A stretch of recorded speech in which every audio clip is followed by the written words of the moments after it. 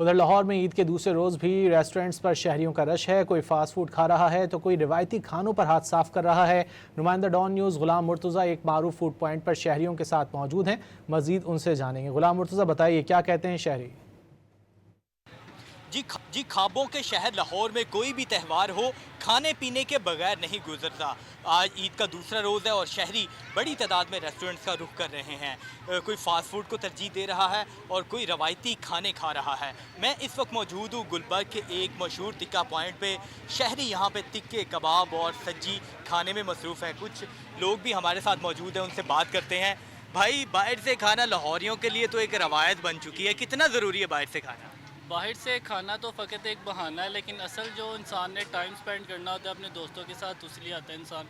और हम भी बाहर इसीलिए आए हैं कि अपने बचपन के दोस्तों के साथ थोड़ा सा टाइम स्पेंड कर सकें। वरना ईद का दूसरा दिन है, घर में भी मज़े मज़े के खाने बने हुए हैं, लेकिन सिर्फ दोस्तों के साथ टाइम स्पेंड करना होता है, इसीलिए बाहर से खाना खाने आ जाते हैं। दोस्तों के साथ मिल बैठने का बहाना है और खाना खाया जा रहा है। लाहौर के मुख्तलिफ जो रेस्टोरेंट हैं या फूड के जो पॉइंट्स हैं, वहाँ पे इसी तरह का रश दिखाई दे रहा है। शहरी इस दिन को यादगार बनाने के लिए दोस्तों के साथ गपशप भी करते हैं और तस्वीर लेके इस दिन को भरपूर अंदाज में मना भी रहे हैं और याद भी रख रहे हैं।